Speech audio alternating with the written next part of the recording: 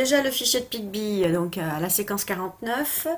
Tu peux déjà t'entraîner ou réviser les doubles de 1 à 5. Donc, quel est le double de 2, quel est le double de 5, quel est le double de 1, quel est le double de 3. Puis, on va faire donc les ronds. Donc, dans le rond violet, tu vas écrire quelle est la moitié de 2.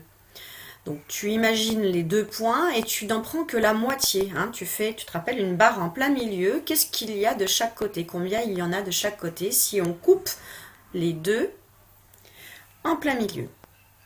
Ensuite, le rond vert, quelle est la moitié de 10? Ensuite, rond rouge, quelle est la moitié de 8? Ensuite, rond bleu, quelle est la moitié de 6? Et enfin, rond rose, quelle est la moitié de 4? Attention, prends le crayon bivert et tu corriges. Vérifie avant que tu n'as pas écrit les nombres à l'envers. C'est bon? Sinon, tu peux corriger encore. Attention, correction. Tu vérifies et tu corriges au crayon bivert si tu t'es trompé. Ensuite, je t'explique les petits problèmes. Donc, qui peut acheter le fil de 10 balles de ping-pong? Moi, j'ai réécrit la phrase en cursive. On voit ici effectivement que le sachet de 10 balles de ping-pong coûte 10 euros. Parce que tu te rappelles, une balle vaut 1 euro. 1 euro, plus 1 euro, ça fait 2 euros. Plus 1 euro, ça fait 3 euros, etc. Jusqu'à 10 balles, ça fait 10 euros. On a Elsa. Il va falloir que tu écrives sur les petits pointillés combien Elsa a d'argent dans son porte-monnaie. Donc, je te conseille de commencer par le plus grand nombre. Tu peux t'aider de tes doigts, par exemple. Tu as 5, tu rajoutes 2, tu rajoutes 1, tu rajoutes 1 et tu écris combien Elsa a d'argent.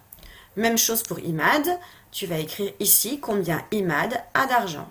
Puis, tu vas écrire Louis. Hein, tu as vu, il a 2 billets de 5 euros. Louis, tu écris combien il a d'argent. Et ensuite, il va falloir faire une phrase réponse en t'aidant des mots. Donc, par exemple, si c'est Elsa, on va mettre Elsa peut acheter. Tu as vu, tous les mots sont dans la question. Le filet.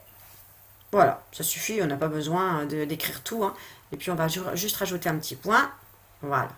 Donc, voilà, tu as pu écrire ta phrase en te servant des mots de la question. Alors moi, ils sont écrits en cursive, toi, ils sont écrits en script, mais tu peux te rappeler comment on écrit par exemple le P. Hein. Donc si ce n'est pas Elsa, si c'est par exemple Imad, écoute, tu écris Imad peut acheter le filet. Si ce n'est pas Imad, si c'est Louis, tu peux écrire Louis peut acheter le filet. D'accord? Ensuite, le deuxième exercice.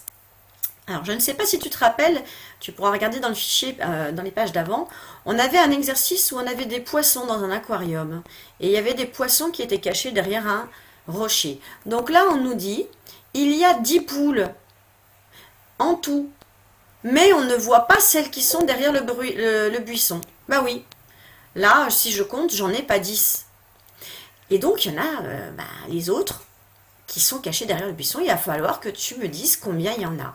Combien y a-t-il de poules derrière le buisson? Moi, j'ai réécrit la question. Combien y a-t-il de poules derrière le buisson? Je l'ai écrite avec des lettres cursives. Donc, la réponse à combien y a-t-il de poules derrière le buisson, ça va être il y a. Alors, moi, je vais. Non. Donc, moi, je vais prendre l'exemple. Alors je peux écrire comme ça, mais après je peux faire l'autre i, hein, je peux faire le i comme ça sinon. Hein. Il y a. Alors là, il faudra écrire hein, combien il y a de poules derrière le buisson. Il y a poules.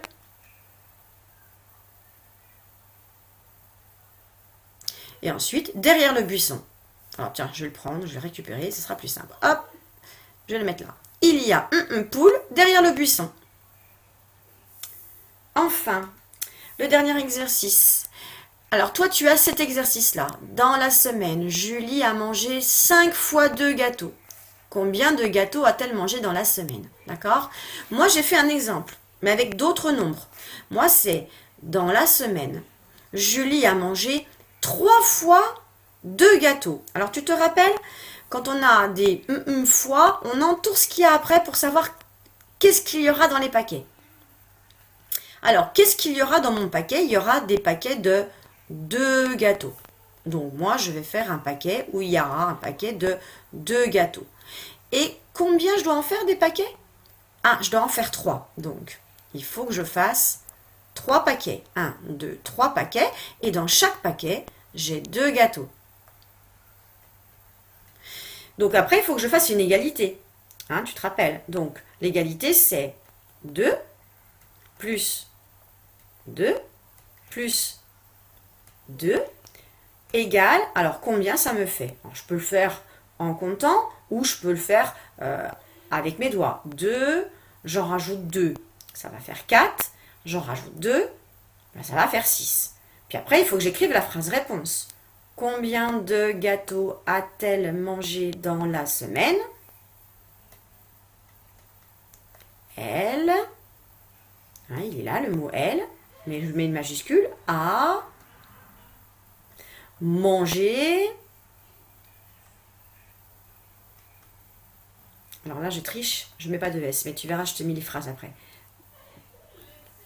Donc là, c'était 6. Gâteau, il est écrit là.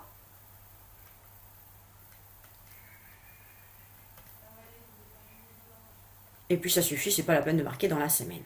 Elle a mangé 6 gâteaux. Alors ça, c'est mon exemple, hein, bien sûr, parce que moi, j'avais 3 fois 2 gâteaux. Mais toi, tu n'as pas 3 fois 2 gâteaux. Toi, tu as 5 fois et tu peux entourer 2 gâteaux. Donc toi aussi, tu vas devoir faire des paquets de 2 gâteaux. Mais tu vas pas devoir les dessiner 3 fois.